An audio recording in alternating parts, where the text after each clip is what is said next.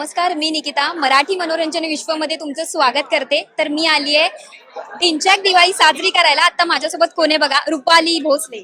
हाय, कशी आहेस? खूप कमाल दिसतेस. लुक बद्दल काय सांगशील? आम्हाला लपंडावच्या टीमला व्हाईट आणि सिल्वर कलर थीम आली होती. सो व्हाईट आणि सिल्वर असं काहीतरी करण्याचा प्रयत्न केला, पण इतका पाऊस पडलाय की व्हाईट कपडे खराब झालेले आहेत.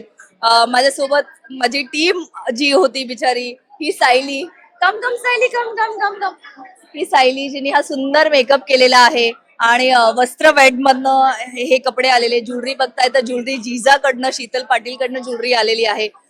सो खूपच बिचारी कधीपासून ती ती ती पॅनिक झाली आहे. डाग लागलेत पण कपड्यांना, कारण पावसामुळे चिखल आणि ह्याच्यामुळे झालंय. पण छान वाटतंय एकंदरीत. तू आल्या आल्या म्हणाली सिंड्रेला सारखी दिसतेस, तर मला छान वाटतं. बरं, काही परफॉर्मन्स वगैरे तुझा आहे आम्हाला बघायला मिळणार? या वर्षी थोडं थांब ना, येणार, तुम्हाला सांगणार कधी येणार आहे ढिंच्याक दिवाळी ऑनर कधी येणार आहे. सो थोडासा रुक जाऊ. बरं, दिवाळीची अशी आठवण जी तुला नॉस्टॅल्जिक वाटते, काय सांगशील? दिवाळीची आठवण म्हणशील तर फराळ. आणि तो फराळ त्या वेळेला न खाता नंतर दिवाळी संपल्यानंतर डबे उघडणं क्रेविंग तेव्हाच होत. तेव्हा होतं. सो त्याची एक वेगळी गंमत आणि मज्जा असते. सो या तुला जास्त कोणता फराळ आवडतो आणि बनवायला सुद्धा येतो? बनवायला मी मी सगळंच बनवते अगं, कारण मला अनारसे सुद्धा बनवता येतात, मला बेसनाचे लाडू सुद्धा बनवता येतात आणि सगळेच पदार्थ व्यवस्थित करता येतात. मला खूप विशेष आवडणारा पदार्थ म्हणजे चकली. आणि बनवता सुद्धा येते? बरं, लहानपणीची एक अशी आठवण म्हणजे जी कोणत्याही बाबतीत असू दे, फराळाला आईला मदत करताना फराळाची बाबतीत कोणती असू दे किंवा फटाक्यांच्या बाबतीत असा किस्सा जो मी आयुष्यात कधीच विसरू शकत नाही. फटाके मी कधीच उडवले नाहीत, कारण मला ते एअर पोल्युशन वगैरे हा प्रकार माहित नाही लहानपणापासून. मला रांगोळ्या काढायला आवडतील, मग रांगोळ्या मस्त मोठमोठ्या रांगोळ्या, कारण वरळीतला जन्म असल्यामुळे ना वरळीला अशा मोठ्या मोठ्या रांगोळ्या, मग कंदील बनवणं म्हण, ह्या सगळ्या गोष्टी, मग पणत्या, खूप साऱ्या पणत्या लावायच्या, हे सगळं मला मला माझ्या आवडीचं काम आहे. फटाके बिटाके नाही.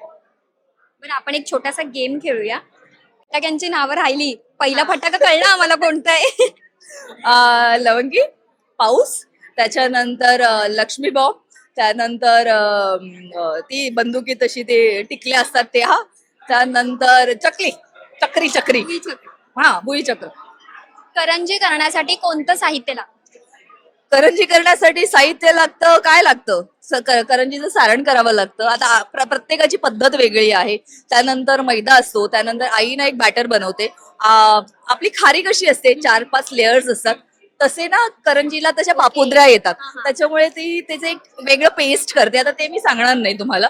सो ते पेस्ट बनवते आणि ते ना जेव्हा तळतो ना आपण, तर ते व्यवस्थित असे 4-5 लेयर्स येतात. त्याच्यामुळे ते खाताना अशी खूप अशी खारी सारखी लागते. कॉमेंटवर रेसिपी मागतील. हा, ती मागा, मग मी सांगेन.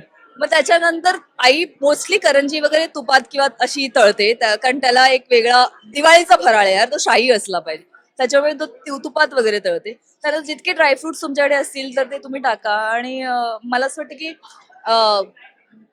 खूप हेल्थ डाएट कॉन्शियस वगैरे सगळं ठीक आहे, पण हे आपले सण जे असतात, दिवाळीत जरा बाजूला. दिवाळी, गणपती, हे जे आपले आपले जे सण आहेत ना, ते तसेच एन्जॉय करायचे आणि तसेच खायचे. यावर्षी आमची एमएलई पण येईल खायला फराळ. फराळ खायला जास्त आवडतं की बनवायला?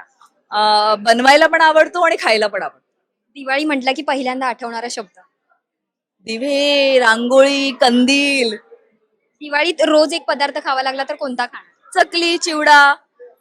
या वर्षीची दिवाळी काही वेगळी करणार आहेस, असं काही ठरवलंयस?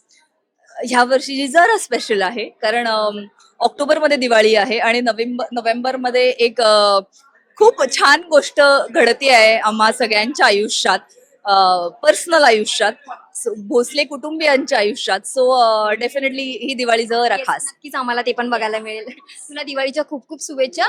जाता जाता प्रेक्षकांना काय सांग? प्रेक्षकांना एवढंच सांगेन की 15 तारखेपासून सुरू झाली आहे आमची नवीन मालिका लपंडाव. बघायला विसरू नका. सोमवार ते शनिवार दुपारी 2 वाजता फक्त आपल्या लाडक्या स्टार प्रवाहावर. आणि तुम्हा सगळ्यांना माझ्याकडून दीपावलीच्या खूप साऱ्या शुभेच्छा. थँक्यू.